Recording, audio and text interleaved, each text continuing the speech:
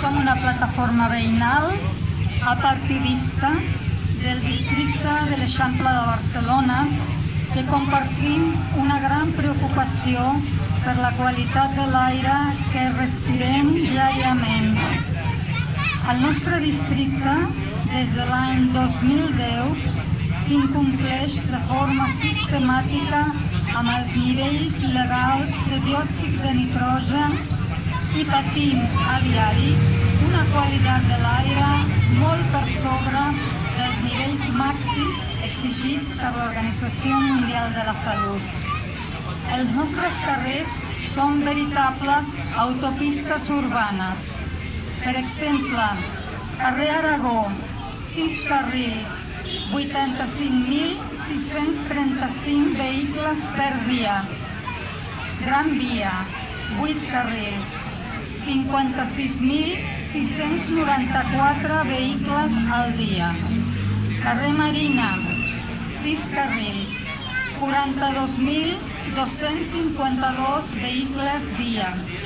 Carrer València, aquí al costat, 4 carrils, 29.817 vehicles dia.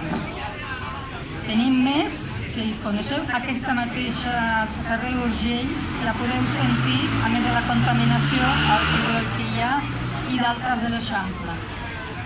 Cotxes i motos, tot i representar tan sols un 24% dels desplaçaments a la ciutat, són la principal font de contaminació i soroll, tot monopolitzant el seu ús exclusiu la major part de l'espai públic.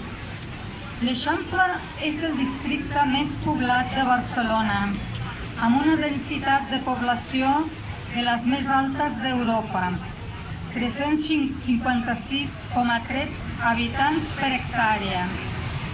Al districte hi ha 53 escoles bressol, 47 escoles infantils i de primària, 32 centres d'educació secundària, batxillerat i FP, i una escola d'educació especial. Segons l'informe de Salut Pública de l'Agència de Salut Pública de Barcelona, al districte de l'Eixample, la causa principal de mort en els homes és el càncer de pulmó, la malaltia isquèmica del cor, inclou angina de pit i infart cardíac, i la malaltia cerebrovascular, inclou ictus. I en les dones, el càncer de mama, el càncer de pulmó, la demència senil i l'Alzheimer. Segons el doctor Jordi Sunyer, investigador de l'Institut de Salut Global de Barcelona, si a Barcelona tinguéssim els nivells de qualitat de l'aire recomanats per l'Organització Mundial de la Salut, deixarien de producir-se 1 de cada 3 ictus, 2 de cada 10 infarts de miocardi i 2 de cada 10 càncers de pulmó.